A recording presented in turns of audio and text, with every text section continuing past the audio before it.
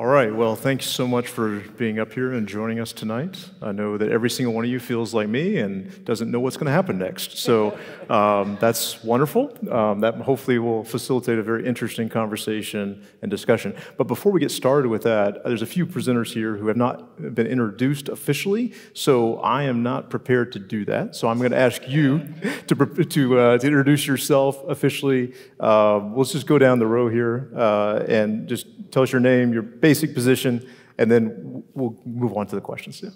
So first question's an easy one. Just your name. Amy Peeler. I teach New Testament at Wheaton College. John Baer. I'm at University of Aberdeen. Moved there 2 years ago, having spent 25 years in New York. Carmen Imes, Associate Professor of Old Testament at Biola University. Hi, I'm Jeff Schloss. I'm a biologist at Westmont College in Santa Barbara. I'm Justin Barrett. I'm president of Blueprint 1543, formerly a cognitive scientist, anthropologist, and other things. I'm John Hammett. I teach systematic theology here at Southeastern. Okay, thank you so much. Congratulations, you passed the exam. It was $1 million that was guaranteed, right? That was what I remember from the earlier, so see Dr. Schloss afterwards for the collection. This time of night, after that good of a dinner, that might be the best you get out of me. It's only downhill from here. Yes, that's right. So each one of you have read extensively in thinking about human person. You've written extensively. You've studied extensively on these topics.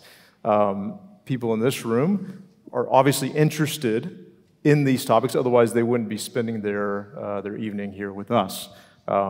So although I will have to say that for most of the people who didn't show up tonight, the general attitude, I think, for folks when they think about personhood is, well, to quote a band of mine that I enjoy, which was discovered here not too far from here in Boone, North Carolina, called Old Crow Medicine Show. They say, I am what I am and I ain't what I ain't. And so that's as far as most people think on what is personhood. I am what I am and I ain't what I ain't. And there's some logic in there. There's some wisdom in there that's very proverbial in a way. But I'd like to ask you guys, each one of you, and you can sort of jump in. We can see who's the go-getter here. Why is it that you're spending so much time thinking about these things? What's motivating you? Or maybe I could ask another question. Is there a story or a person or experiences you've had on sort of a personal level that's motivated you to think about these things and devote this time to these questions? Who would like to answer that question? Dr. Baer. How long do we have? I mean, keep going. Okay, so I did my doctoral work on Irenaeus of Lyon. I'm going to be talking about him tomorrow. And I'm so thankful to my doctoral supervisor for recommending that I do that. Because Irenaeus is right at the very beginning of the Christian theological tradition, and it's with him that we first see everything coming together. Yeah? He's the first one to have, references to all the writings of the New Testament, to a whole bunch of different, the rule of truth and so on. And he's got the most fantastic reflections on what it is to be human. The glory of God as a living human being. Yeah, I'll tell you the second half of the sentence, but you have to come back tomorrow. And what that might then mean. So just absolutely fantastic work going on in all of that. And it's a way of connecting what it is to be human, who Christ is, the revelation of God in Christ, the unveiling of scriptures in the light of Christ's passion, so that we can understand ourselves and so on. So it all really, and I've been working with him for 30 years or so. However, I'm kind of interested because you, in fact, asked not that question. You asked, what is personhood? Yeah, and personhood, as far as I can see, is a totally modern term. Yeah, and as my supervisor, Kallistos Ware, would say, just because you can invent a term doesn't mean there's anything to which it refers. Yeah. So personhood. Yeah, and then we ask, well, what is personhood? And, it'd be kind of like asking Heraclitus, can you step into the river twice? No, you can't. Yeah, and the way each generation throughout history has thought about what it is to be human has differed. And for some reason, in the late 20th century, early 21st century, we all talk in terms of personhood, to be a human person. And so that's got its own background and history.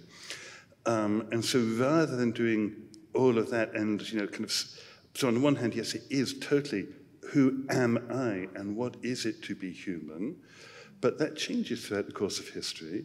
Whereas if you start with the other question about what does Christ show us about what it is to be human, then you enter into a very kind of different kind of discussion. Irenaeus did that for me. Excellent. As I said, I can carry on for a lot longer. But That's I wonderful. Yeah, thank you. I will give the, I'll give the credit or blame to my colleague, Dr. Sam Williams. He told me that counseling students need a book on doctrine of humanity, course on that topic, because they're counseling humans. You know who they are. And so for the last, I guess, 15, 20 years, I've been working on that topic, and I've become increasingly convinced that this is probably the most pressing theological question for the 21st century. So I'm grateful to be working it. Okay. Dr. Schloss. Well, there are really two reasons for me. I've shared earlier that I was a science nerd when I was a kid, and I wanted to be a scientist since the second grade, and I had a butterfly collection. After I became a Christian, that desire just deepened. This sounds like a cliche, but I really experienced the object of study is studying God's creation. And I have to say, even in the midst of that, I was a little disappointed with the larger Christian community. Most Christians I knew would argue about the age of the earth, but they probably could name more brands of beer than they could name individual stars in the night sky. So that's one reason, but the other reason is, as a new Christian, I saw tensions between my new faith and some of the sciences, but more deeply than that, as a Christian who heard, in my family, who heard stories of my grandfather being hauled off by the Gestapo on Kristallnacht, I saw the way that biology was used as a justification for this and other atrocious evils. And so that has been an ongoing interest of my life.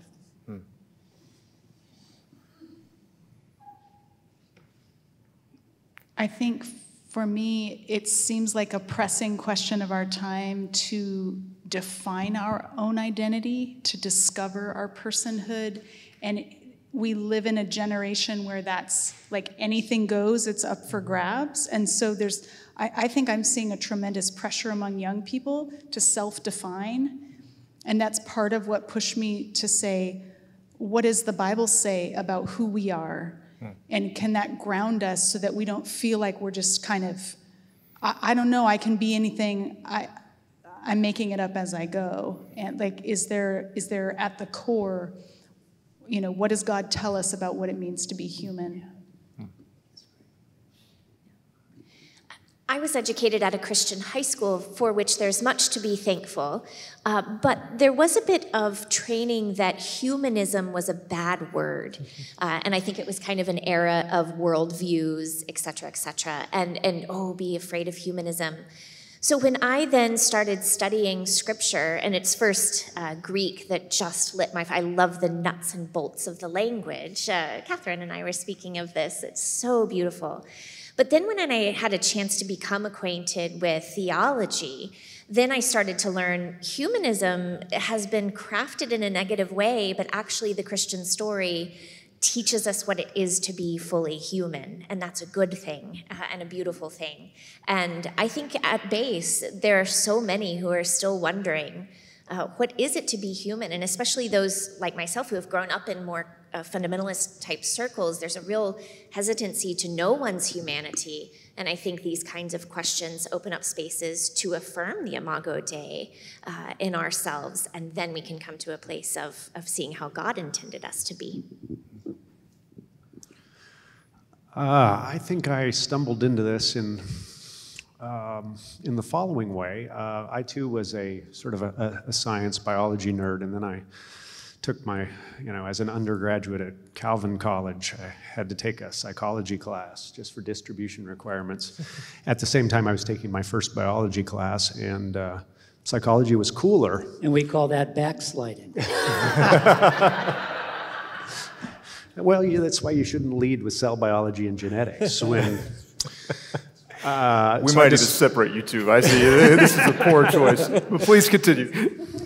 But I became captivated by this idea that we heard earlier about humans as this sort of crowning glory of creation. What does it mean to scientifically study that, to marvel at God's creative creativity, his power, his goodness. And I got interested in how we think about God.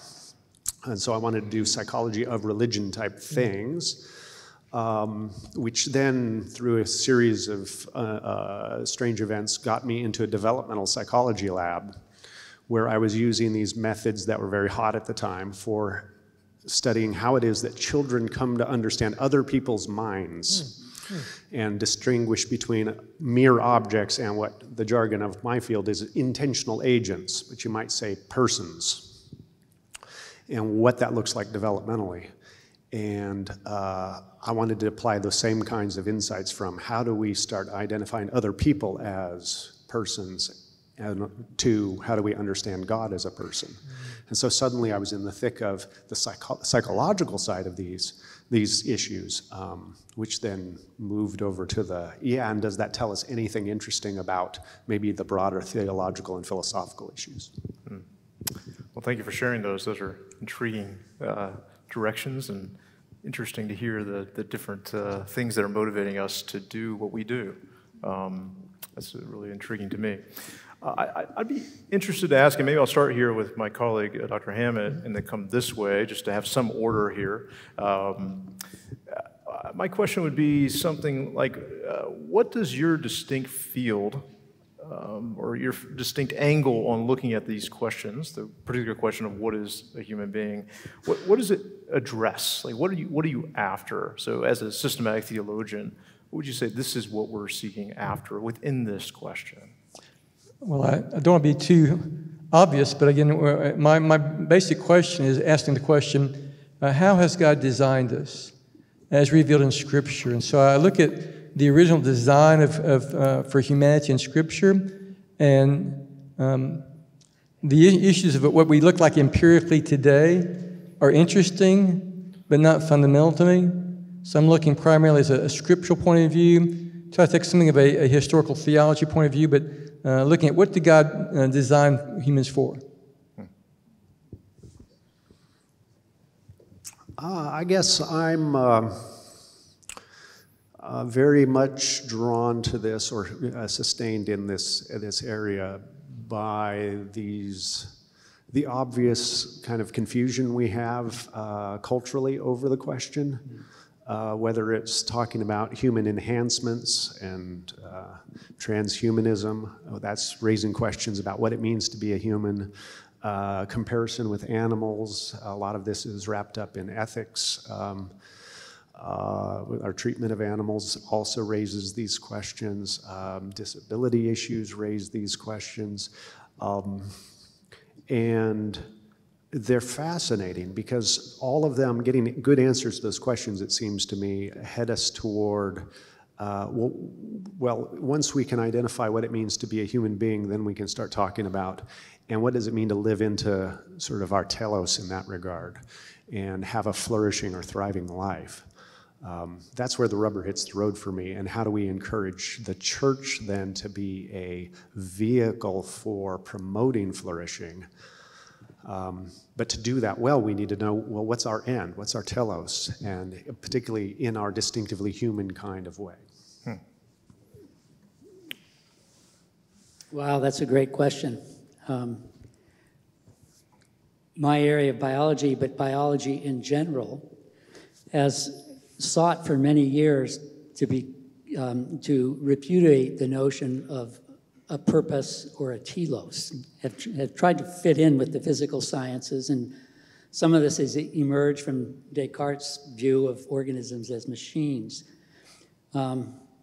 Within the last few years, there has been a rehabilitation of the notion of natures, of almost in a neo-Aristotelian view, that organisms have ends. And this, Pascal makes a similar comment. He distinguishes between the normal, what most things are, and the normative, what something should be. And this is, in a sense, central. One discipline of biology that took a while to catch up on the everything's just molecules, there are no ends, is medicine. Because medicine is involved in distinguishing between what something is supposed to be, not just the normal distribution, but what is normative telos, and when it's sick.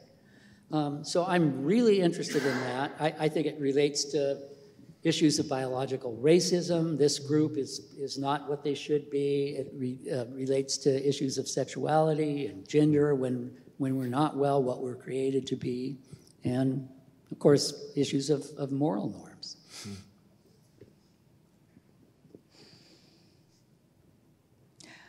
I think your question is making me reconsider my own project and why am I driven to do this? And there was the very practical, this would make a great companion volume to Bearing God's Name.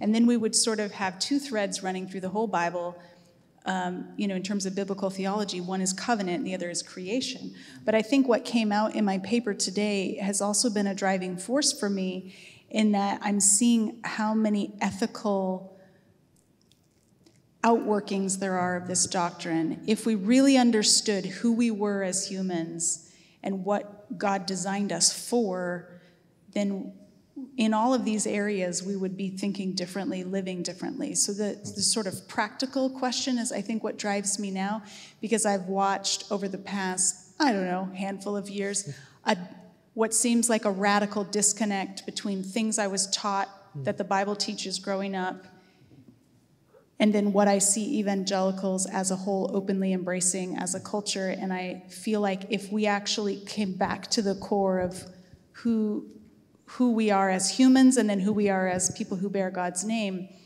we would have to actually make some radical changes in these areas. So I think it's ethics that's driving me. In all the areas that I mentioned today, race, creation, care, just even the realizing that this planet is not disposable, but this is part of God's intention is to make all things new. And how does that impact what we do with it now? I don't remember how you actually framed your question, what it was. Would you like me to restate it? No, I'll talk anyway. Okay. I think what really fascinates me in all of this is that the revelation of God in Christ, the unique, once for all revelation of God in Christ, is simultaneously the revelation of what it is to be a human being. Yeah. So the revelation of God and the revelation of human being are at one. Yeah, one prospon, one chalcedon, without confusion, distinction, and so on, but nevertheless completely one. And then, moreover, if Christ has shown us what it is to be God in the way he dies as a human being, thereby bringing life, that overturns our understanding of the relationship between life and death. And that is so fascinating with regard to teleology, creation, and everything that flows out of that. So in New Testament studies, one can kind of lean in the direction of history, and one can kind of lean in the direction of theology. And I very much lean in the direction of theology, so I want to say, well, that's what it. But I've had to discover, well, what does New Testament studies contribute? What do we bring to this project? And I think it is the joy of discovery of the stories that we have. So I affirm everything that these panelists have said in these beautiful expositions. And I think what my discipline brings is to say, yes, the revelation of God in Christ is both God and Christ. And now let's read about how he lived day to day. And the freshness of doing that, there's no replacing reading our texts well, slowly, carefully, and over and over and over again. An example that comes to mind is Christ is sinless. Yes, our texts say that, our tradition says that, but how did that play out in his life? I think Luke 2, when he's in the temple and when he's 12, is a really fascinating account. Yes, he's sinless, but was he right to stay behind in the temple? Or was he a 12-year-old who was... these are things to entertain, but what I'm saying is we don't get to see the reality of God embodied until we read the stories. And I don't just mean the Gospels, because the epistles and Acts are the living out of then the stories that have been written. It's the epistles that, of course, come first. How do we live this out? And so reflecting at broad levels is very important, but we can't ever get away from the text. And New Testament, gratefully, is built entirely upon Israel's scriptures. Without Israel's scriptures, the New Testament has nothing to say. So... Well, I'll wholeheartedly agree with that. I knew I was going to get an amen from Dr. Imes there. as I like to say, and my students know, we can read the Bible of Jesus, and that's what many of us, at least some of us, do that. Okay, but let's move on to the other questions that they're more interested in talking about. So let's reverse the course here. I'm going to come back here and we'll go this way, and then this will be my last sort of broad question. And then at that point, I would like for each of you to ask another person a question. So I'll put that on you next, okay? So think of your answer for this question, and then also after you go, then you can start thinking about, hey, I really need Dr. Bear to tell me the answer to this question, or whatever it is. So, okay, so here's the question. What is the assumption that needs to be correcting in your field around the question of what is a human being? So what is a assumption? Right? It could be the assumption, or what is a assumption that you find as being harmful, or maybe you think needs to be correcting because it's leading us the wrong way. This goes to some of the broader meta questions here about this. So, sorry to put you on the spot first off. Okay. By the way, they didn't know what the questions they're going to ask. We had no idea what was going to happen, so I apologize. No, that's good. I think one tendency in my discipline is rightly to study the context of the first century, to recognize the difference in time and culture. But that can at times make the ones that we're reading about seem so foreign to us that whatever they experience then becomes non-translatable to our own time and place. So one thing that I would push against is that idea that they're so distant. And actually what I've discovered in good historical work is that you find elements of common humanity. The more that I study historically about the Pharisees, the less two-dimensional they become as villains, and the more three-dimensional, and the ways that I see they're struggling with not understanding Jesus are the same things I struggle with. So to turn historiography as a way of finding common humanity rather than, well, these were written to people a long time ago and it's totally different for us, I'd want to move in that direction.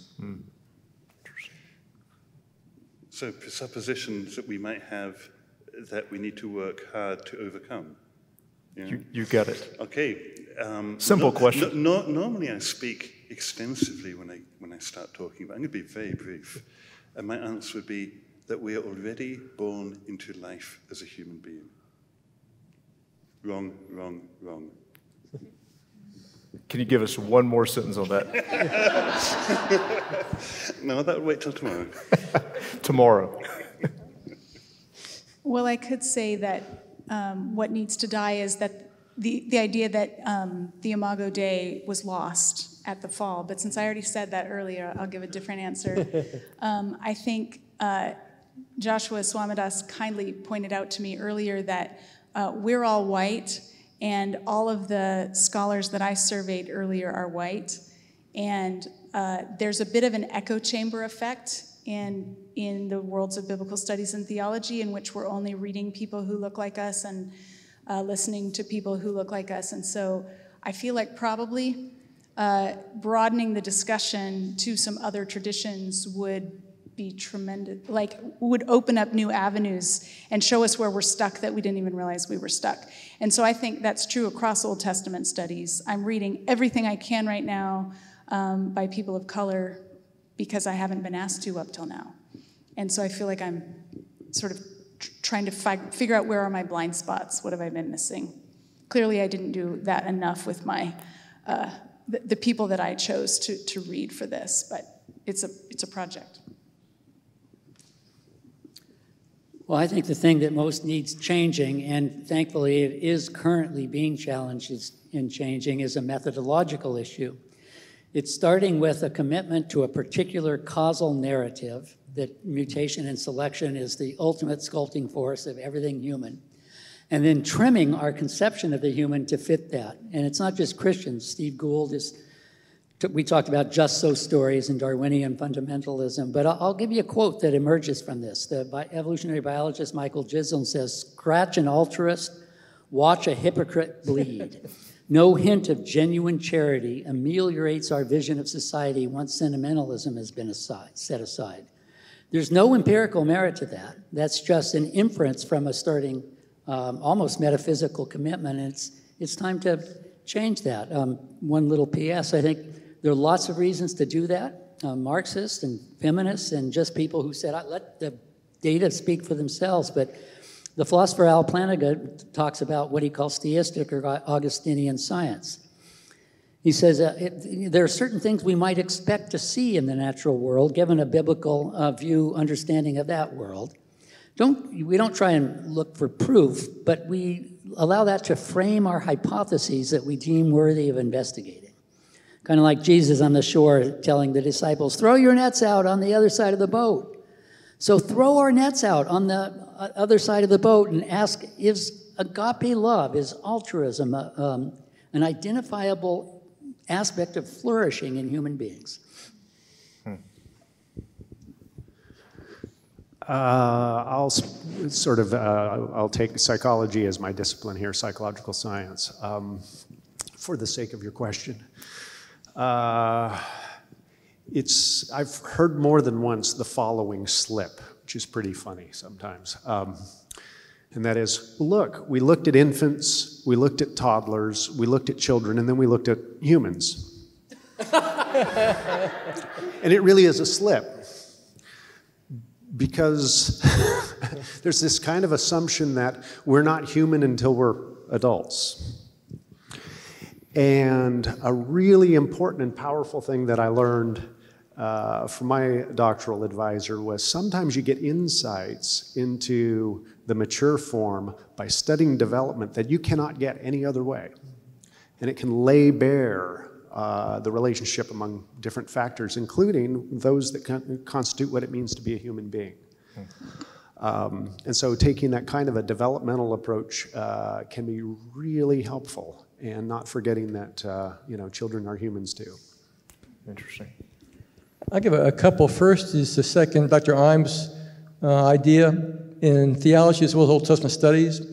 And the coining movement is global theology and getting the insights from global Christianity. And so majority world theology, their contributions need to be mined by systematic theologians as well as biblical theologians.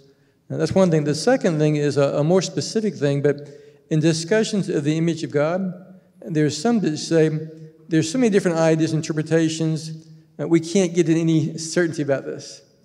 There's no way we can define what the image of God is. There's too many historical understandings, so it's a useless quest. And so I hope not, because we've been doing that this week. So I hope it's not hopeless.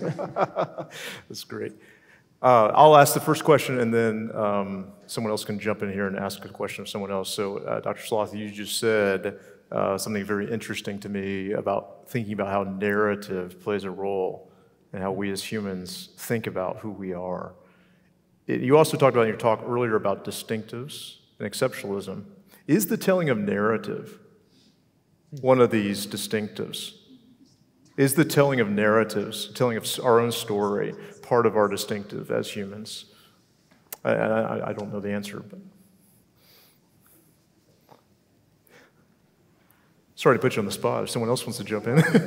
Yes, I'm sorry. Yes. I just think that's a great question. I'm glad no one asked. Well, you're the one that mentioned narrative, so I'll leave it to either one of you to speak to this. Well, I have said I'm looking forward to Justin's talk tomorrow, because I've emphasized empirical observations, and it's hard to climb inside. Justin's trained to do that. I'm not. But I will say I think it appears that we have the tools to tell narratives that aren't evident. So to tell a narrative, there's more than just signals that we learn that designate. A dog can learn a signal for a particular food, or we are able to symbolically encode or conceptually encode the world. And that's part of a narrative. And the other thing is, I don't know if other animals have conceptual identities of themselves. But to have a narrative, I think we need that. We need a story that we tell ourselves. And then, of course, that narrative really ends up informing some really painful and hot topics. What is your narrative about your quote-unquote sexual identity or sexual orientation? So my guess is we're the only folks that tell narratives, and key there is our self-narrative. Apparently that was a good answer. Can I follow up with that? Please, Yeah. please. I want to follow up both of you with regard to that question, with regard to narrative and the ability to tell narrative. How does that work with senility? How does that work with senility? Are there other psychological states in which the ability to tell a narrative is impaired, and how does that interact with identity in that? Not an area that I know a lot about, but yes and yeah. That's right. It would and it might, but we don't know. Yeah, okay. I mean, senility, different kinds of sort of end-of-life impairments, that would be one area. But of course, we don't know on the beginning of life that infants can tell a self-narrative immediately out of the womb. It probably looks like we're seeing signs of that starting to emerge pretty quickly. And I think it's that kind of evidence pointing to the kinds of factors that Jeff was talking about. So that at least some theorists speculate that, based on the behavioral evidence of various sorts, that infants don't have a strong, under normal conditions, developmental conditions, right, that their identity as separate from their mother may not be clear at all, that it takes time for that to emerge, right? And so there is some kind of relationship between a self-narrative and self-identity, for sure. One of the things about becoming a Christian that I found for myself, and I think is true, is that we begin to align our narrative with God's narrative of who we are.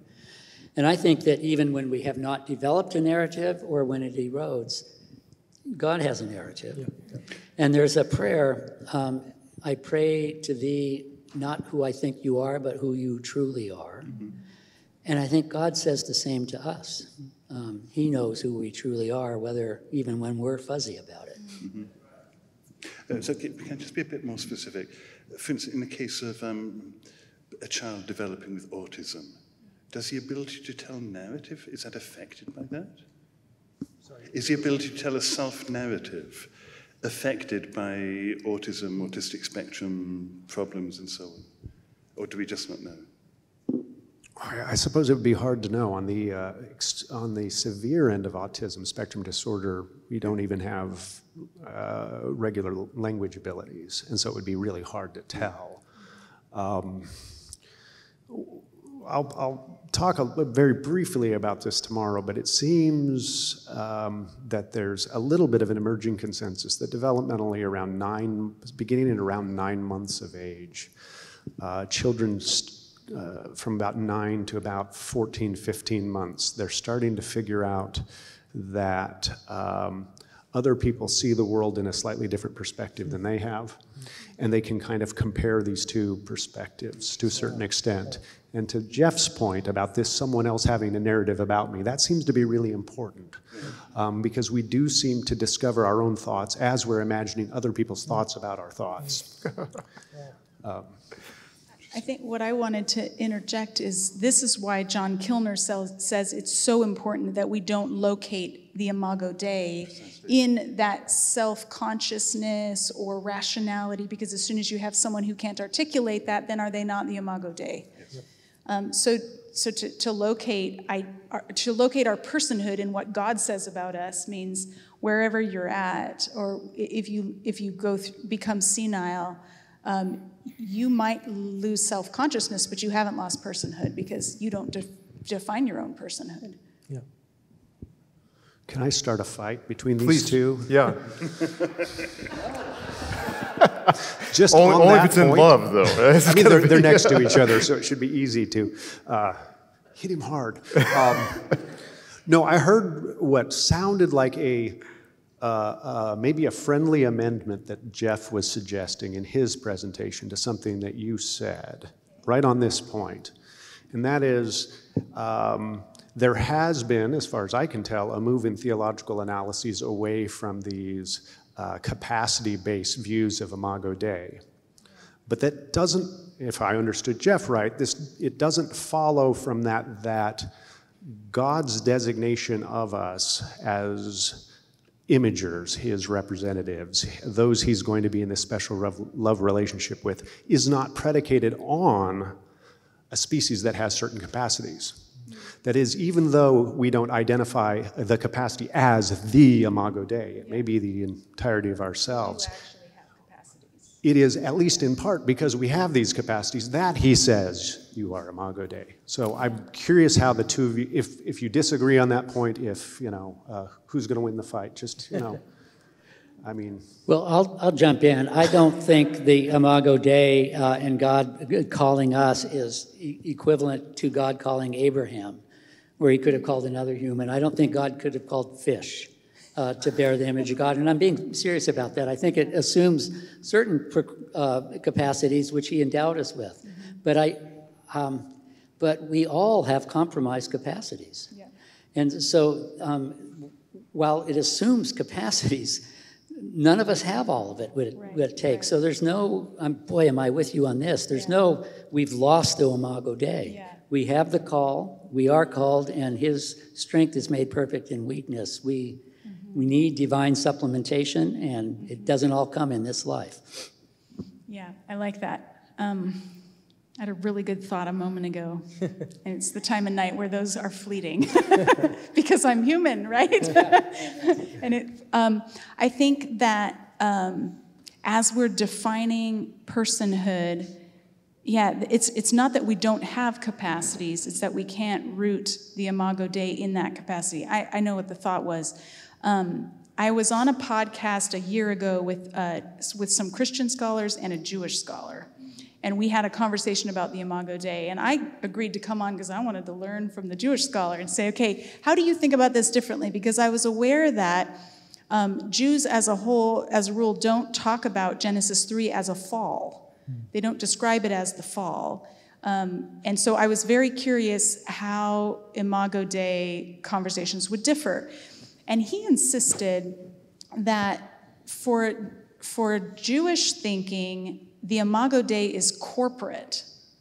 So I was trying to tell him about John Kilner's work and why it's important not to root it in capacity, because not every person has every capacity. And his response was, well, that doesn't matter. Like, there are no ethical negative implications for someone not having the capacity, because you aren't the image of God. We are the image of God. And so we don't need every individual to have all the capacities. I'm going to jump in. Because in fact, that's totally what you find in the early Greek writers. Yeah, Gregory of Nyssa, I just finished doing an edition of his work. Gregory of Nyssa is emphatic that the anthropos, who is in the image of God, Genesis 1:27a, is Christ. Just straightforwardly, is Christ. And that is what we are all attaining to individually and collectively. Mm-hmm. So it's the entire pleroma of humanity in the individuals all together that constitute the body of Christ that is the image of God. Yeah? And so it's something we're attaining, each of us, through the course of our life, individually, and then collectively through the whole course of human history. Can I just ask a question about that? Yeah. I'm struck by the fact that, the scriptures say God is love. It's not an adjective. It's not he is loving. He is love. If we're made in his image, it would seem to be at least an essential part of that we have this, we exercise this agapic love. Yeah. But none of us in this room are uncompromised in the ability to do that. So I'm not sure what it would, if there are other compromises in linguistic ability or in empathy, or we're all compromised. So I don't know quite what the... I'm going to argue that I think there's one universal capacity for relationship with God, rooted not in the mind, but in the spirit. And I think that's universal. Not everyone exercises that capacity, but even those with senility or dementia have it because it's sustained by God from his side. So we're going to be able to discern how God is sustaining a relationship with this person, but I think we can affirm that he does. So a saint of God has been walking with God for 60 years. She develops Alzheimer's. Is she no longer in relationship with God? I think God sustains that on a spiritual level, not a rational, a spiritual level. So I think that capacity may be universal and constitutive of the image of God. wonder if that would fit with the idea of kinship that Catherine McDowell talked about, like that we're part of God's family. Like, is that, would you see those related? I don't think so. I'm going to argue a little bit different on the idea of family, but I think it's universal that everyone has this capacity. Some ignore it. It may become latent in some people, but it's there. And in John 3, when Jesus talks about the new birth, Spirit gives birth to Spirit. So this capacity becomes alive in those who connect with God. So I think that's something that I think is a capacity I think is truly universal, and thus doesn't come with the criticism. It's marginalizes some people.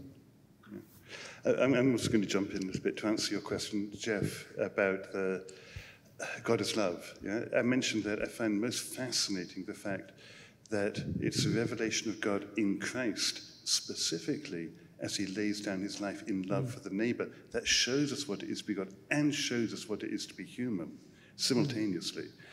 And then with regard to the universality of that, you know, we can talk about all things we might think are universal, but I know for an absolute fact that the one thing which is universal is that we're all going to die. Yeah? And that is the ultimate experience of strength and weakness. And that is where I would actually locate all that. But you'd have to wait till tomorrow. This is just an extended promo for your talk tomorrow. I have a question for Amy.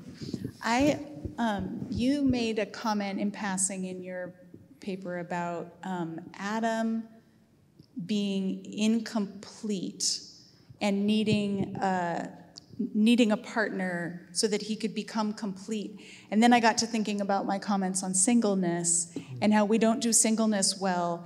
And I wondered if you wanted to nuance that, or how can we think about Adam's aloneness? Because it's a problem that he's alone, and yet he's fully human, right? It's a very interesting, yes, so I hear what you're saying and would not in any way want to assert that a person being alone is not fully in the image. You might be aware that there are some movements that would say it really takes man and woman together, like a bond, to do the full image of God. And I don't find that that makes sense. Because single people are in the image themselves. Although in the creational narrative, whatever this account is trying to tell us about human persons, when God says it is not good for man to be alone, that is then that he's not like every other person. This is a set apart time. And so his aloneness that is not good, as I think several of you have said, he can't complete the function of bringing God's presence into the world and subduing creation. So there's something distinct about that is different than any single person henceforth, absolutely. I mean, if any kind of idea that a single person isn't fully in the image of God, well, then Paul and Jesus have missed out. And so if we go down that territory, we know we're in bad places. You know, you can also read that verse differently, at least in the Greek. Yeah, so it's uk ine kalon ine anthropon monon. It is not good to be only human. Yeah? Uk kalon ine anthropon monon. It's anthropos, it's not anir. Yeah? And so you could read it as it's not good to be only human, you have to be sexed. Sexed, male or female. Yeah. Fascinating. Got that from Maximus the Confessor. You get some really weird and wonderful stuff. But another application that we can make from that verse would be what both Jeff and Justin are arguing, that this unique capacity for cooperation. Humans are made for community. Single or married people need community. This is great. I want to continue this conversation. I also want to bring in a couple external questioners here. I know they over there with bated breath. So two friends of ours, Joshua Swaminus and Nathan Lentz, are here visiting. They were last night at Veritas Forum and UNC Chapel Hill having a vigorous conversation. Dr. Swaminus is visiting here with us as a visiting professor, I believe is what the title is, also associate professor at Washington University in St. Louis. and the founder of the Peaceful Science movement. So thank you for that. And then I know also Nathan Lentz is professor of biology at John Jay College of the City University of New York. So just a brief introduction. So it looks like Nathan's going to have the first question here. So, okay, thanks. I love the question of what makes a human, who's in, who's out. As an anthropologist studying our fossil past, that's a big question. And so I want to talk about my favorite fossil because I think Jeff will have heard of this, but also maybe have some comments. So there's a fossil of an old man, the old man of Dmanisi, who lost all of his teeth, but his mandible had completely healed over, so he was toothless for at least 2 years. Now, this was 2 million years ago. This fossil is 2 million years old. To have no teeth for at least 2 years before fire was a part of our lives and soft foods, how did he survive? Someone was chewing his food for him, right? That someone was pre-digesting the food the way that we all do in our mouth. And so the old man of Dmanisi was Homo erectus, 2.5 million years ago.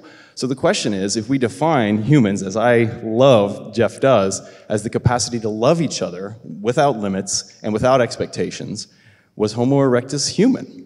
Anthropology, and by extension Neanderthals and Denisovans and all of these other fossil hominins that we're finding that engaged in behaviors that we identify as so human, caring for an old man who probably was a burden to his group in most ways, except for one important way, and that was that he knew things like old people tend to do.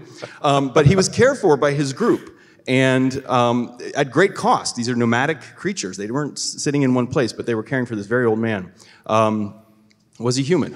How do we decide what behaviors mark a human? And there's going to be scriptural definitions, but how do we contend with some of these extinct human relatives that really seem to act like us? And those of you who haven't read Bill Craig's book that just came out, I really encourage you to do so, because he grapples with this question, I think, as well as I've seen any anthropologist do it, and he's a theologian. So, I don't know, Jeff, I'm sure you'll have comments, but I'd like to hear what anybody thinks about Homo erectus or Neanderthals.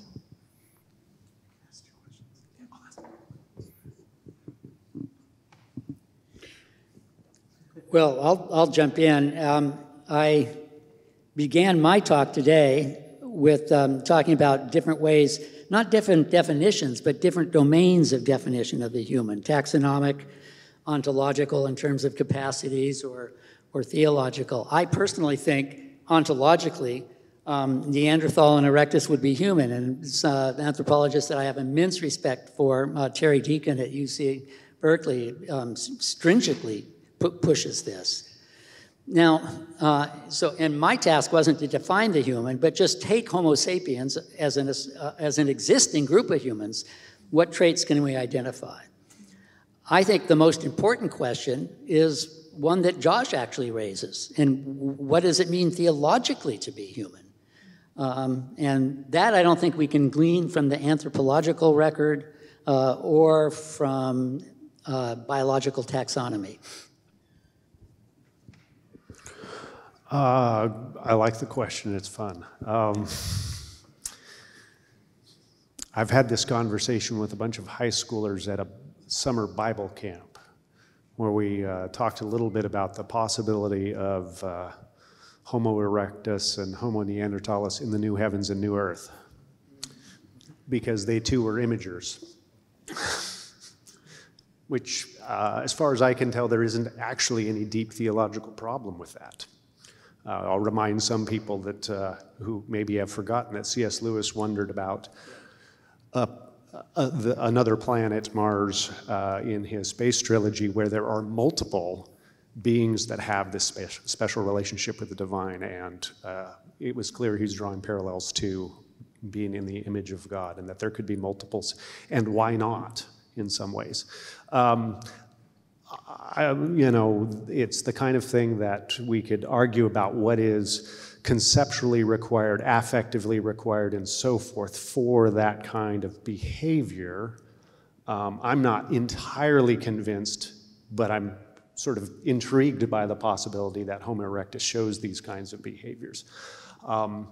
When Jeff, I think, because he and I borrow from some of the same sources when we talk about love, this kind of love that he's talking about, it goes beyond helping, it goes beyond care, because we see this in elephants, we see this in mustelids of various sorts, we see it in all kinds of species. But we're looking for a love that is able to put myself aside for the sake of another, for what they need that I wouldn't think that I would need. And that actually is tricky, to be drawn into union, but also want what is good for them, their flourishing. That may not match what my flourishing would be. And that's a sort of critical extra something that seems to characterize the kind of love that we're called to do, the tough love. And I'm not sure that's necessary in that case, but it sure is intriguing, right? What about from a theological point of view or biblical? Yeah, so I would definitely want to take up the point you were just saying about that self-sacrificial dimension of love, yeah, as an extra marker over and beyond maybe what we can find elsewhere. And I'm going to talk about that tomorrow, so I'm not going to talk about it now. But with regard to the question of evolutionary type question, I've just been working on a text by Gregor of Nyssa, doing an edition translation, and he's so fascinating in all of this. He says that in Genesis 1, Moses is an anthropogynist. He's describing the evolution of the human being. In Genesis 1, Moses is an anthropogeny. It's an anthropogeny, describing the evolution of the human being. And what Moses is doing in Genesis 1 is tracing the evolution of the soul. So you start with plants, then you get animals, then you get the human being. Yeah? And he actually says nature makes an advance by way of steps from one form of life to the higher. Okay? So he's totally prepared to I mean, he doesn't know about fossils and whatever, but he's totally prepared to see that kind of evolution going on. And then towards the end of the work, he says, actually, this is all recapitulated in our own lives. The seed is deposited in the womb. It grows by the power of growth and nutrition. Body and soul grows by the power of growth and nutrition, just like plants do. Emerges into the world of sense perception, and there grows as an animal, learning through sense perception, and gradually through all of that, and then through death and resurrection, enters into the final stage. Yeah? So two different births, but a continual evolutionary type growth going all the way through. So in fact, you can then say, he's almost kind of anticipating Ernest Haeckel, that ontogeny recapitulates phylogeny. Yeah, in a very striking way. I mean, I know Ernest Haeckel was doing that with regard to development within the womb and so on, but Gregory was more than happy to see a parallel between the developmental stages culminating in the human being and the developmental stages within each and one of our own lives. Yeah, and that's also recapitulated in the evolutionary, if you like, stages, the cultural artifacts of human, that it has paralleled the different stages that we see going through human existence. So I would say totally, but I'd also define it teleologically, or eschatologically, not protologically. Yeah? So it's a movement growing towards all of this. Just one quick comment. There's, of course, taxonomic debate about whether Neanderthal should even be a separate species or not. I'm really moved by this evidence, and that's just one example of obviously impaired hominins that were cared for and would have died without that care. But there is a difference between caring for somebody in your social group in a way that may not demand extreme sacrifice, and extreme sacrifice for someone not in your social group, or even for something that's not a someone. So Dan Dennett points out that humans give their lives for ideas. Dr. Schwartz? So first of all, I wanted to thank you for just your soft-hearted response to my question about non-white scholars. I mean, that is a charged question. And of course, I really was moved by your talk, too. I think that there's something very, very real and human about the story that speaks to even how we're supposed to live our lives out today, and actually kind of how we want the church to be better and society to be better. I think this question of diversity is really deep within evangelicalism. You see it in the Lausanne Covenant, where it talks about Scripture, and it says that it's really through the diversity of the church that the many-colored wisdom of God is known to us all. was supposed to be a quote of, it's a paraphrase that John Stott makes of Ephesians 3:10. And so I think that there's a real question that hangs over, I think really the whole faith science conversation. This is not a unique place, but why is it so difficult for us to be engaging the whole church and all of society? Why is it that, it's not to blame anyone, it's just, there's something, why is it that we can't get more people, and how do we grow this conversation to have more people part of it? So it's engaging the questions and the concerns and the insights of really all of us instead of just some of us. I have one answer to that, and this is anecdotal, but I'm guessing it plays out in a lot of different spheres. I joined one of the steering committees for an ETS research group, and I was the first woman on the committee, and we were deciding who to invite to be speakers for the next conference. And it was really, because I was new, uncharacteristically of me, I hung back and didn't say anything right away and just wanted to kind of see how it would go. And it was really interesting to me that all of the white men who were giving suggestions were suggesting their friends who were also white men. And it felt like a sort of ping pong. And I'm like, this is the same conversation. How can we get more voices? And so I just started suggesting, well, here are some women I know. Here are some people of color I know that could.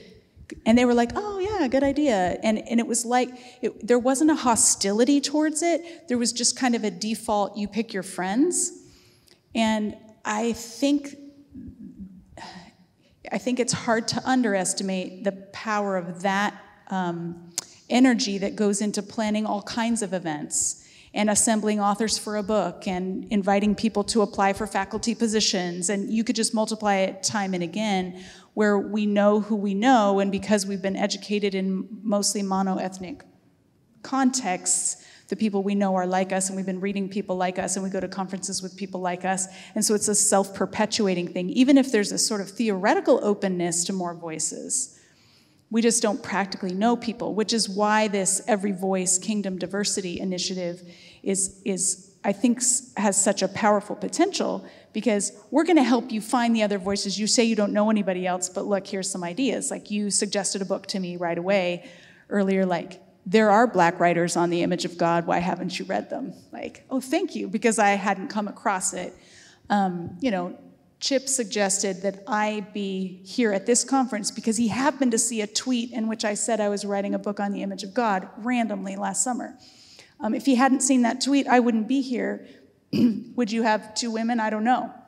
So I think that's part of it. I mean, I think there are probably systemic and more insidious reasons, but I feel like there's a growing cultural openness to having diversity of voices, and then there's just the very practical, we only have friends who look like us.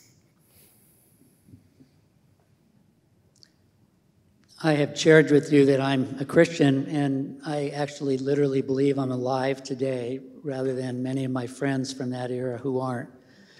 Because a man reached out to me and took me out to dinner. He was a Black man. I was a white surf bum. He was a Black serviceman serving in Vietnam. He had 8 days of R&R, and what he decided to do with his time was to share the gospel with people on the street. He didn't mention the fall, or Adam and Eve, or how old the earth was. And from the Black Pentecostal tradition that he came from, and since then I have had the privilege of worshiping in some of those churches, I know they have beliefs, but those aren't the questions that are central to them, to that tradition. And Josh's point, I think we desperately need a diversity of voices. But it can't be a diversity of voices contributing to the questions that we're used to asking. We have to hear new questions. That's why we need different people in the room where decisions are being made, because we would think up different kinds of conferences than we do now.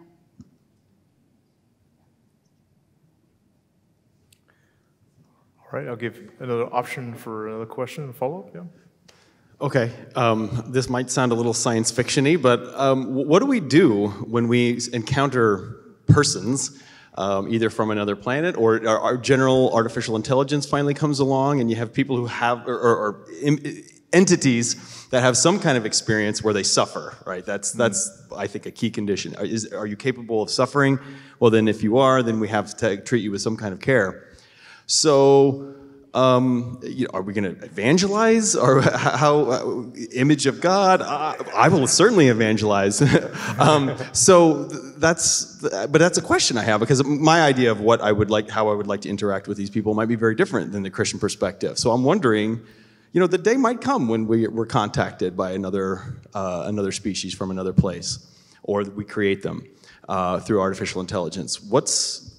How are they going to have the image of God, or are they not? Are they going to be worthy of our dignity and respect? These are questions that science fiction fans like myself do wonder. Well, C.S. Lewis in the Space Trilogy suggests we need to be careful because those races may not be fallen. So we need to learn from them rather than be evangelizing them. And there's an interesting follow-up there. I'm holding back as the primary character of that as a philologist, which I identify as. But so the one time in my life I can say that. I like this question a lot, and I think the question I have initially is this two questions, not one? Is the dealing with the humanoid race that's extraterrestrial one question? The Klingons. The Klingons is what, yeah. Versus the Cylons. That's right. Versus the Cylons, right? Exactly. So is that two different questions, or is it the same question? So, Dr. Sloth or someone else, yeah? I thought you wanted to say something. I was just going to say this notion of meeting a humanoid that isn't quite human. Well, every time I talk to Justin, I wrestle with that. Well, I want to say that the biblical doctrine of the Imago Dei is partly that we need to care for animals in creation, right? So there should be a fundamental disposition of care and benevolence towards anyone we meet, whether they're from another planet or not. I'd be very eager to tell them about Jesus, and it would be very interesting to try to do so. How is this story big enough to encompass another planet? Earlier when you asked about Neanderthal man, I wanted to say, well, that's a sort of fun and interesting speculation back into the past, but I want to know, how does this impact how we treat people today? And there aren't any walking around, but if they were, and if they were somehow non-human, we're still called to treat them with dignity.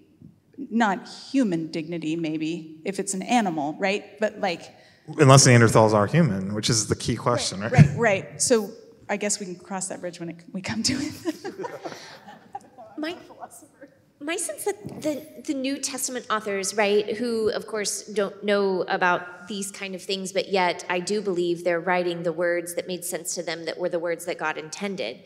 There is a way in which the events of the cross and the resurrection have cosmic implications. We were discussing at dinner last night Matthew's really dramatic presentation that an earthquake and these bodies come out of the tomb at the cross and resurrection. It's complex, but I think he's grasping for this has a major impact. So too in Romans 8, all of creation is groaning. I don't think that has to stop with our planet.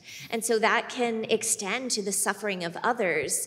And Colossians makes very deep claims about the sovereignty of Christ over all things. The pantas in the New Testament, the all things, really mean everything, even if we haven't discovered it yet. So I would take, at least from the New Testament perspective, that the coming of Christ, the Christ event, cross and resurrection, changed the fabric of the universe, extending to bounds that we don't even know yet. Can I take back my sarcastic comment and just make I think that's such an important question that the Jewish physician and bioethicist Leon Kass talks a lot about suffering. He says the goal of medicine and the goal of any caring human should be to relieve one another's suffering, but we can't eliminate it. And then the second question is, how is suffering itself given meaning and how is it redeemed? And he says the very capacity to suffer actually gives us the opportunity to express a kind of love that we couldn't express if we couldn't suffer, that we can actually endure and relinquish for the sake of another. So your question about a different planet, that could also be phrased in terms of our transhuman future.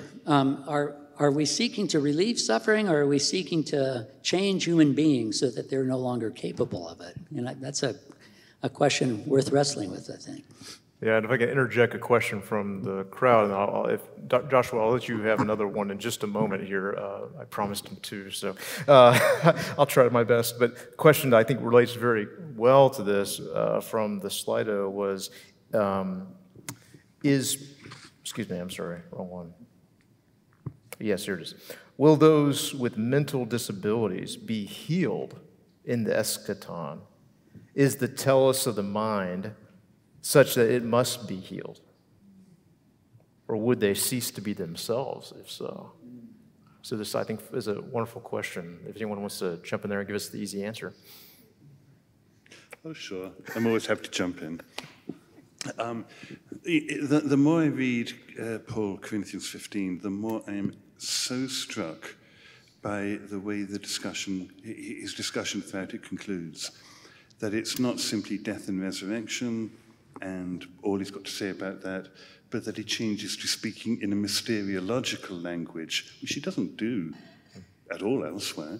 Behold, I tell you a great mystery, we shall all be changed. Yeah?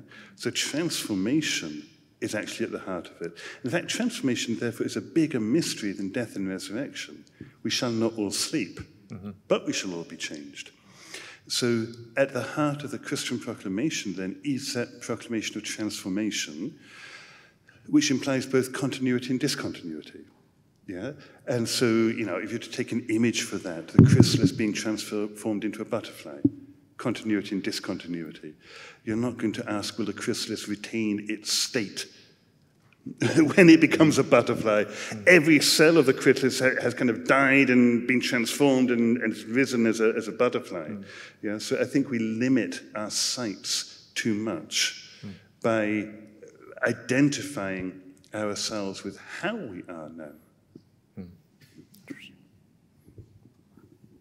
Oh, I was just going to say, I sure hope Jeff gets an upgrade. There's the rebuttal, I suppose. Yeah. Chip, I've just been thinking about this issue. I feel like I'm very new to the disability question and disability studies, and I just read a book last month by Bethany McKinney Fox. It's an IVP book called Disability and the Way of Jesus, and it's brilliantly written. The first chapter's worth the price of the book. And she talks about how we have this image of what it means to be human that is a lot like the image on our brochure, able-bodied male, and that we see everyone else as a defective version of that. I know there's evidence of this in the Fathers, right? Talking about women as defective men or whatever. But I've been thinking more about how all of us, even if we are able-bodied right now, it's temporary. We are all temporarily able-bodied because at any moment we could become injured, and at the end of our lives we lose particular faculties, whether it's hearing or mobility or whatever, gradually, right? And when we're babies, we can't walk yet. And so just rethinking how we conceive of ability, how we talk about it, what sort of expectations we put on others, it's been very illuminating. And one thing I loved about the book is that it's peppered with testimonies of people who identify as disabled who have very different ways of navigating that. And many of them say, I don't want to be healed because part of who I am and the ministry God's given me is caught up in my embodiedness. So there's a pastor with, I think, cerebral palsy, and he says, what would I have to offer people if I didn't have this disability? Like this connects me to people. My vulnerability and my need is how I enter people's hearts and lives. And Bethany herself has started a church in Los Angeles where she wants to be inclusive to people across the spectrum of mental disabilities. And she's asking questions about mental disability the way I was asking questions earlier about physical disability, like, why don't we have a wheelchair ramp up to the stage? And she says, why don't we have paid staff who are mentally disabled in some ways, or developmentally disabled. So they have beautiful human beings who are paid and who are at the table where decisions are being made, and they have had to completely reshape the kinds of services they have because her church wouldn't be able to sit and do this all day, right? Like listen to cerebral conversations. So they have much more participative, active. So are we thinking something needs to be healed just because we've only done it this way because we imagine this as the ideal? And what would it look like to become more inclusive? It really blew my mind to start to think about it, and I'm just beginning. What's the name of the book again? Disability and the Way of Jesus. She's wrestling with the healing stories of Jesus and how painful it is for those who are disabled to hear healing stories preached in church, because then everybody kind of looks at them like, oh yeah, like, but Jesus didn't heal you. And so she kind of re-examines, what is Jesus doing when he's healing people? Is he saying, there's something wrong with you and I'm going to fix it?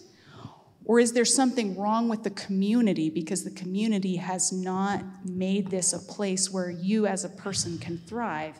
And so I'm healing you so that you can participate fully in the community. But if we changed as a community, full participation would be possible without physical healing.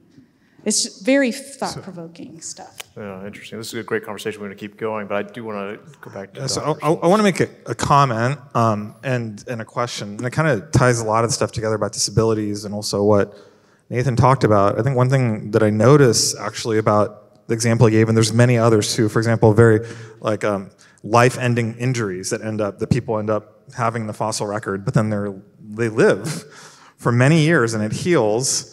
The only way you can imagine that could be happening is if there's a community around them helping them. Now, what's interesting about that is that those disabilities, losing all your teeth, that injury, is what actually makes visible a certain type of altruism. And so what I think about some of these conversations, that this is one of the places where I look at it from the outside as I kind of wonder if our individualism has really hindered our ability to even talk about the image of God in a sensible way. Because there's like the traditional three possible things, but there's this idea of really understanding it in the corporate sense, as you mentioned before.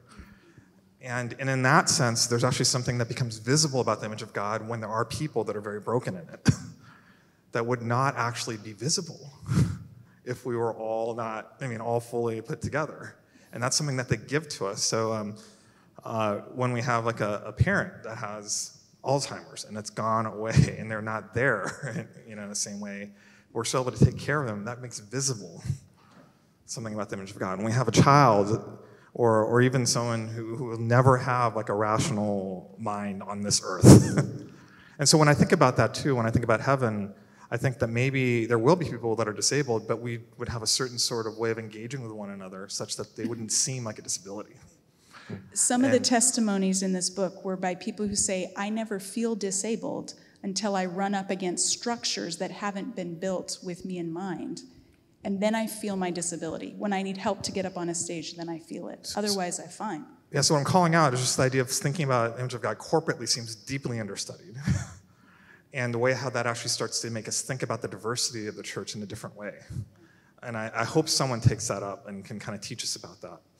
And then the piece alongside that, there's this talk about C.S. Lewis, and there's a essay that he wrote, which has been really deeply influential on me. It's called Is Theology Poetry, where he talks about what he understands the relationships between theology and sciences. He calls science the dream. There's like a truth and a reality to it, but it's a dream.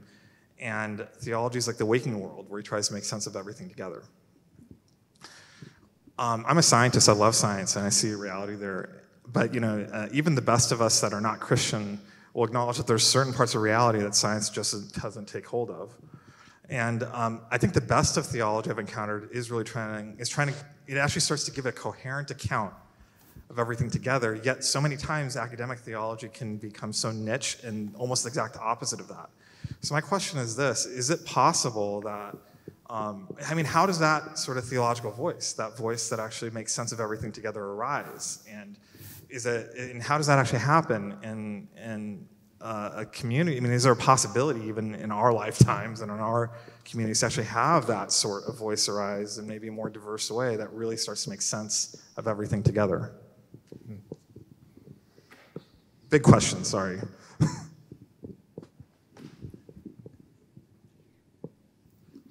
Academics who also have the opportunity to be in local congregations on a regular basis see that when one is asked a theological question in a church setting, people don't want the detailed answers with lots of footnotes. They want, what does this mean for my life? And I think I'm involved in some other organizations that try to bridge the gap between the church and the academy, and this is the real play. That's where you have to be coherent, because they don't have time nor interest to read the 35-page paper.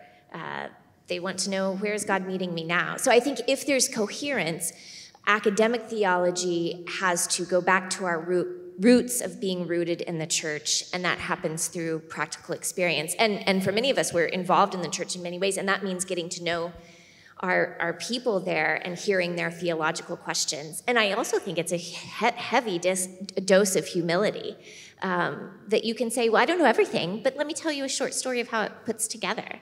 And that's just so not the norm in academic theology, where we're supposed to know a lot about a little thing.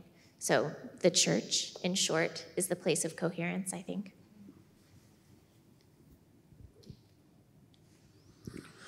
I don't know if this is an answer or a siding with you in your question in some ways. For the past few years, I've been involved, my team and I have been leading a project we call TheoPsych, which is a project that introduces theologians to psychological science, and for them to do theology, just as, and I've developed this metaphor for our theologian participants to think of themselves as something like the master builder of a cathedral, who has to work with, to make this most amazing cathedral, needs to work with all these different specialists. They don't need to be able to do the work of all the specialists. They don't need to be a masonry expert or a plumbing expert or a master carpenter, but they need to understand when they need one and how to use them best and how to put it all together. And that's a tough call. But I'm using that for a metaphor, and then I say, yeah, and your psych scientists, they're just one of your craftsmen. They're just one of many. And the reason I've introduced that kind of a metaphor is because I think a lot of times especially when we start talking about the relationship between the sciences and theology, we use this metaphor of dialogue. Oh, there's science dialoguing with theology, and I actually think theologians that I've interacted with who are attracted to that are selling themselves short, frankly. I mean, I think they're being too humble. There is an asymmetry here. Theology should be the job of synthesizing and then making relevant on the ground all of this other stuff. It is the non-reductive discipline. Philosophers will say, yeah, we are too. That's fine. But the sciences are all reducing in some way, by method, by epistemology, by time frame, by level of analysis, by whatever. Historians are as well. Sorry, guys. All of the other humanities are too. Theology, stroke philosophy, or one place where you can put it all back together again. But for you to do that really effectively, it's going to be figuring out, how do I become a delegator? How do I incorporate all of these different specialists in the project with me? That's not easy. I don't have an easy solution to that, but I think that's part of the answer. Yeah, I agree with it, but it's such a daunting task to have all those things together. I think it has to be done in community. Not one person. So the leadership of churches should be a plurality to a different strength. And the same way in theology. We are all specialists. I mean, that's the curse of the academy. And so if we're going to be these totalizers and adding all these things together, which I do think is the job of theology. I think you're right there. But it's so daunting because there's so much knowledge out there. It's going to have to take place in plurality. Yeah, and I guess that's what I'm really encouraging. In some ways, it is helping, right, continuing my metaphor just a little bit, if I'm a specialist on your building site, I need to know what my place is on your building site. I need to know enough about what the plan is so I know how to get to work. And so there is a little bit, this is a responsibility, I take it, for theologians and theological institutions to play some role in better equipping Christ followers in whatever disciplinary space they're working in to be more theologically sensitive, instead of saying, no, we got this. You don't got this. You need us, but we need you too. And it is going to take a community. This is going to be such a general response that I fear it's useless, but I can't not make it. I went to grad school where Josh currently has his appointment at Washington University, and at the time there was, at the beginning of the environmental movement, there's a center there called the Center for Biology of Natural Systems. The director and a number of the folks there were Marxists. They were very interested in sustainable farming practices and agricultural practices, but they were actually critical of the Sierra Club and the wilderness movement as involving the pastime of basically wealthy white people. I mean, if you're holding down 2 jobs, you don't have 2 weeks to go on a backpacking trip up the John Muir Trail. I thought simultaneously, and I still think they're right and wrong. I think that in some extent the wilderness movement has been a pastime of largely wealthy white people. But I also think there's empirical evidence in the area called biophilia, and there's theological warrant to believe that God so created us as to flourish and find deep pleasure and immersed in his creation. So my question is, and with respect to that, how do we change not just the ideas, but the social structure that allows participation in a backpack up the John Muir Trail or going to get a graduate degree in theology? And as I said, I opened with an apology because I don't have, there's no quick answer to this, but I don't think we can ask the question without addressing social structures which bias the kinds of individuals who are even able not to get invited to an academic discussion, but even able to be trained in the area.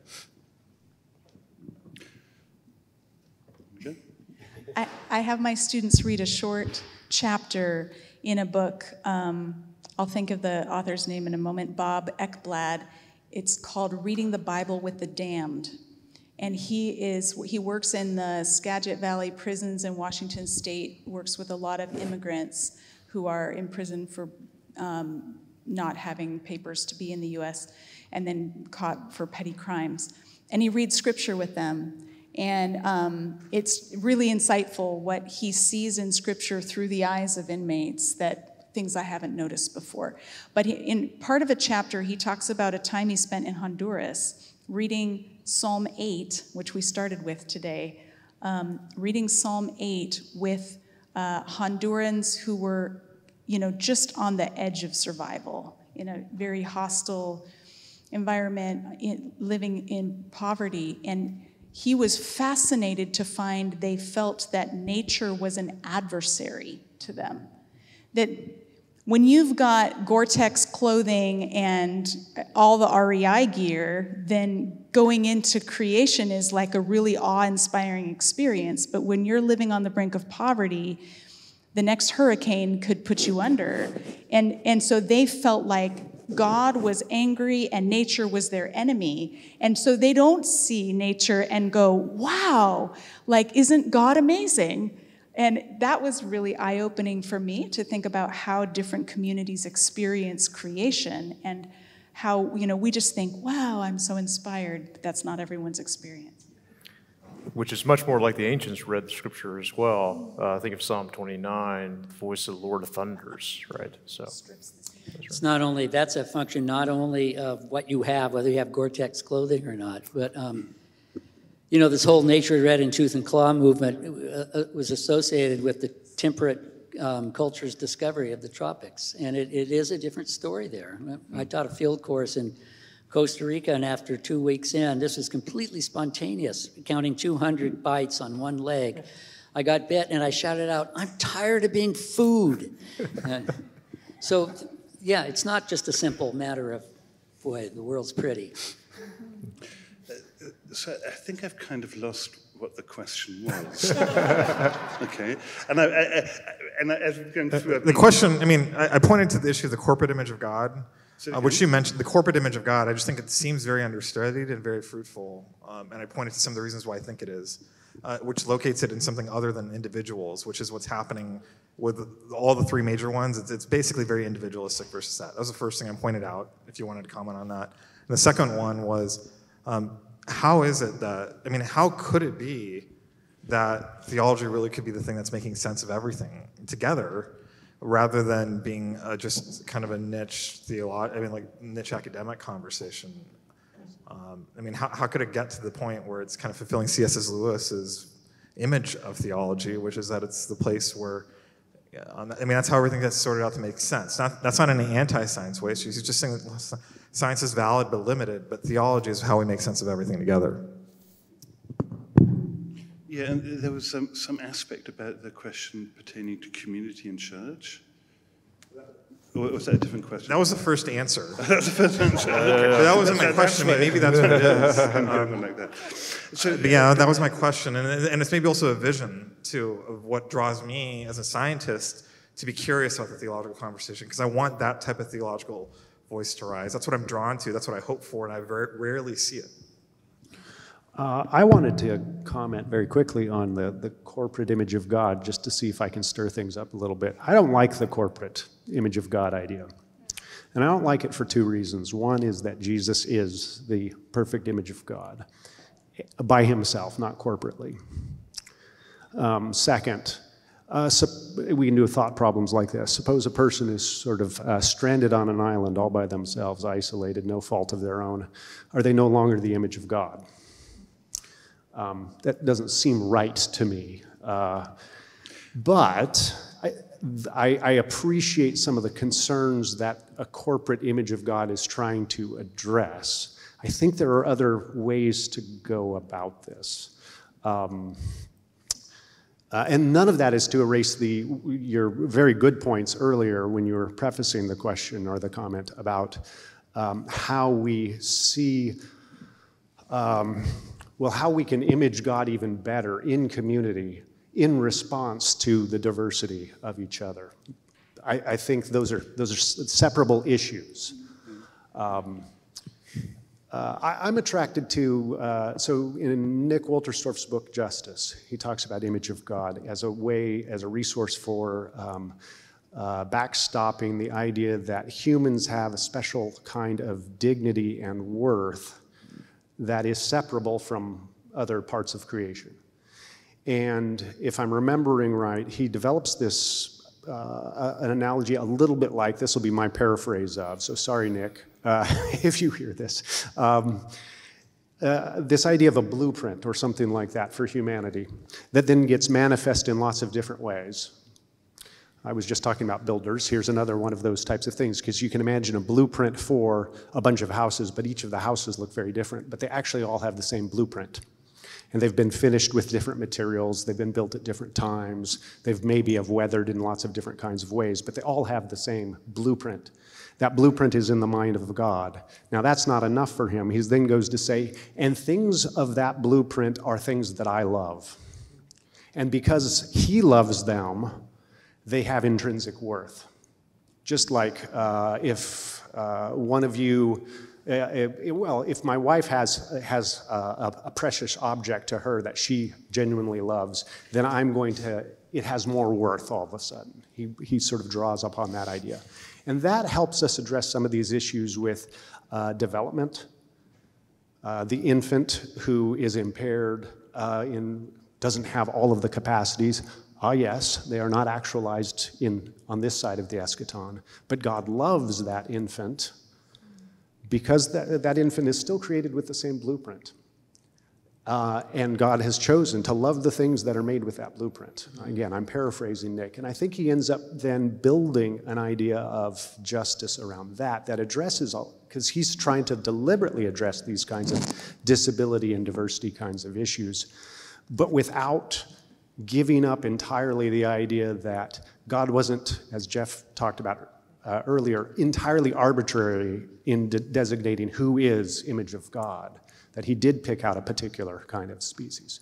But finding that we need to get outside of the natural world, as you suggested earlier, to something that's actually in the mind of God that identifies this particular ontology as opposed to another. I find it a captivating possibility.